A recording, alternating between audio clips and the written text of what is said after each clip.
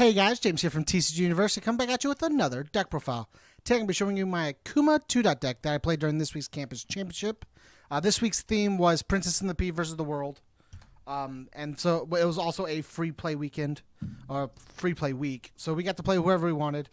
So one of the decks I chose was Akuma. Make sure to check out the other profiles in this playlist as well as the other matches for the series. Check out how other people chose to play versus Princess and the Pea and whatnot. So let's get in the profile. You can see the choices I made. Okay, guys. Akuma is a 6/26 with Evil, Order, and Void. We're playing our deck under Evil today.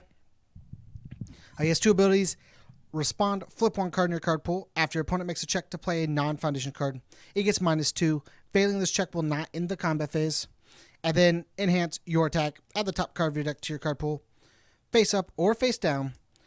Your attack gets +1 damage for each face down card in your card pool. And it gets stun 1. So it gets a plus damage and stun 1, which is just crazy.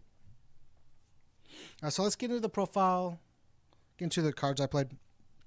A lot of our attacks are powerful. So we are playing 3 Fatality. Fatality just says we can remove something in our opponent's discard pile. And then it goes to momentum afterwards. It's all we care about is getting that extra momentum. And then as well as with Akuma, it allows us to stuff one card for free. And then this leaves. And because Akuma's attacks don't count the face downs, we don't have to worry about the pressure it puts on. It just gives a free stun 1 and then extra damage later. Okay, under the Akuma attacks.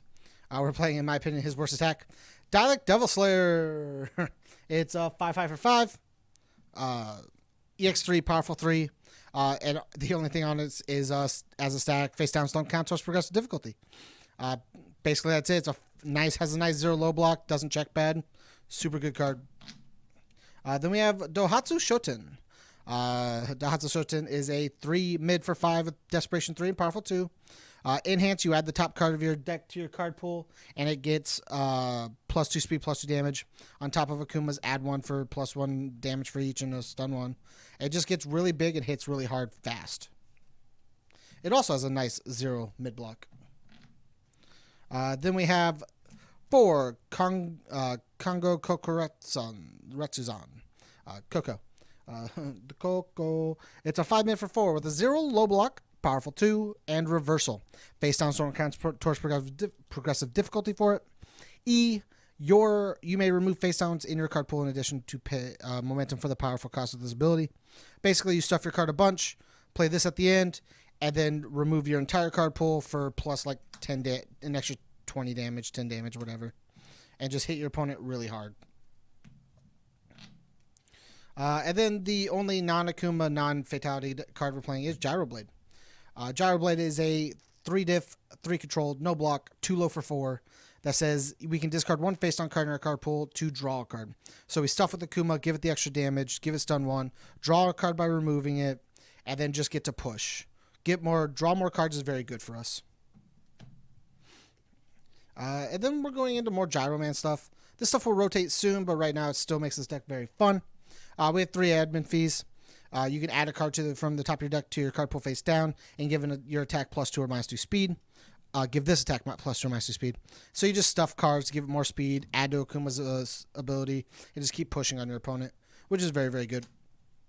To take advantage over face downs, we have 2 Hanging Gardens. Hanging Garden says commit after you make a check. It gets +2 for each face down in your card pool. This means we don't have to worry about checking bad during our turn, and we can keep playing cards because the more stuff we add basically ends up being 1 free attack at the end of our string, which is very good for us. And the last card that takes advantage of our face downs is Enlightened by Defeat. Enlightened by Defeat is a 1/5/2 mid block that says commit this attack gets +1/+1 for each face down in your card pool. Simple as that. Make sure our opponent dies fast. Then we have 4 Hell's Reach for when we do check bad, if we do check bad. E-Flip, ready this card, play well committed. It's 0/5 spam. Make sure we ready stuff, keep our foundation count up. Now we'll get into the draw. One of the things I found that I don't like about Akuma is sometimes it just doesn't draw enough attacks.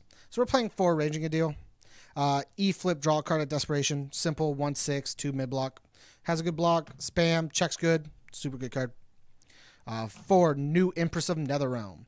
This card both dips into our draw cards, being a lose 3 draw card, and dips into our next pool of cards, which is paying Vitality to get to Desperation to do cooler things. It's a 1/5/3 high block, so it's a nice spam. The Desperation E lets us look at the top card of our opponent's deck. It pays 3 Vitality to get us the Desperation, and it draws this card. It's a super solid card in our deck. We have one Last of His Kind. Lose 2 Vitality. This attack gets -4 damage. At Desperation, we give all attacks +2 damage. And if we ever happen to hit Deadlock, we give an extra 2 damage as well. We have 2 Outworld Xeris. It's a 2/5/2 low block that says we can pay X to remove this and remove add a card from our opponent's staging area back to their hand. Add one of their foundations or assets. Just basically, man, that's a cool card that's going to ruin my combo. Add it back to your hand. I'll pay X, go to Desperation. Super good card. And then because we like to hack checks, we're playing 4 Most Trusted Assassin. It's a 0/5/3 mid block that says once per turn we can lose a Vitality. Your opponent's next check to play an attack card gets -1. Like I said, we're trying to lose Vitality as fast as we can. The first form also lets us see a card from their hand randomly, which is also very good. One of the other reasons we have to lose Vitality, not only to get Desperation, but to play Invoking Blood Magic. Invoking Blood Magic is a 2/5/4 mid block, so you'll never block with it. Card that says our opponent has to discard momentum to be able to discard our momentum. So it kind of counters that to make sure we always have our momentum on board. But we're mainly playing it for the bottom enhance, which is E remove. You reduce this attack speed to 0. Only playable if you have lost Vitality this turn. So we pay a bunch of Vitality with our cards, force our opponent, let our opponent play all the abilities they want, and then go, cool, I'll reduce it to 0 and we'll block. And then just not have to worry about things. Like I said, we're wanting on our opponents to check bad. So we're playing for Fade. Fade works extremely well with Akuma. It's a 3/4/0 high block that says after your opponent plays a card, not as a block, you cancel its effects and add it back to their hand. So your opponent plays an attack, you Fade, add it back to their hand, and then they play their attack again and you go, cool, Akuma, I'll give -2 to your check. Cool, solid. Did you commit cards to pass it anyways? We have a second Fade. We'll add it back to your hand again. One of the other cool things, I'll keep Fade here so we can talk about it, that we play is Quan Chi's Fortress. Quan Chi's Fortress works really well with Fade. In the sense of your opponent plays their attack, and then you Fade it back to their hand. On response, you go respond, pay 3 Vitality. After a card is played, you'll choose your opponent's attack when they play it. You can't play copies of that for the rest of the turn. And then I'll Fade it back to your hand. And now I don't have to worry about that. And then when they play your next one, you just flip it anyways because you don't care. It also has the ability to enhance once per turn, gain a Vitality, which just helps us keep our Vitality up. To continue with the check hacking, we're playing for Cage Fighter. Our flip, after your opponent makes a check to play a non-foundation card, that check gets -1, failing it doesn't end their combat phase. 3 high block, spam, really good card. Now we're going on to hard defense. We're playing Fused with Lilith. It's a 3/6/1 low block that says if this attack speed is 6 or greater, no more enhanced abilities can be played. You basically flash an attack. Super strong card that just says if our opponent's getting too giddy with their enhances, we just kind of knock them down. And then because we pump a lot of speed and damage through our abilities, or we pump some speed and damage through our abilities. For the speed, we enhance once per turn with Confronting Jeddah. This attack is plus X or minus X damage. X equals the difference between this attack speed and printed speed. When we drop speed to 0s, we can also drop speed with damage, and it just really works well with our defensive capabilities in our deck.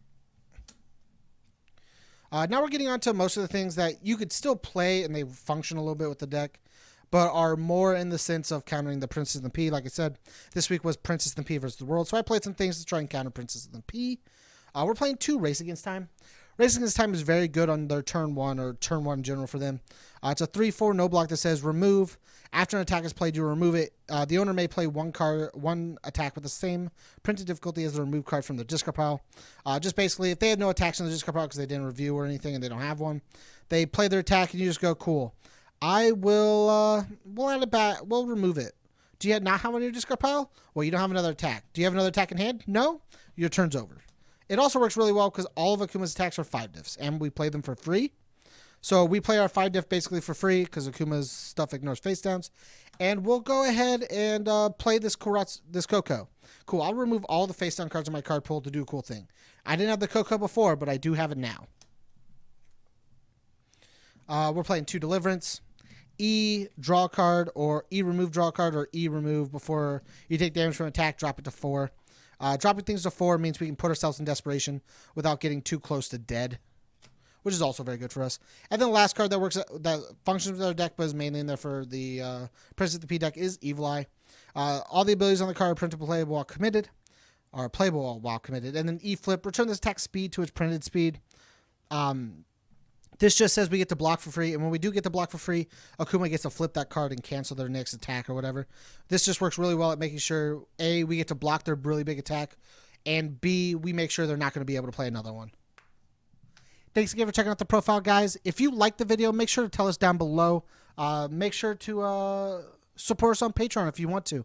$1 level gives you access to all of our content, most of our content early, most of our content live. You get access to our personal Discord where you can talk with all of us about anything really. If you want to talk about content, deck ideas, videos, stuff like that. If you want to talk to the Magic, Final Fantasy guys, or the Y Schwartz guys, you can do that as well. It's just we have a lot of fun times just getting to talk to each other. We stream these campus championships every week, Tuesday, 6 p.m. Central. You can come hang out with us. We have a blast. It's a real fun time, guys. So as always, stay learned.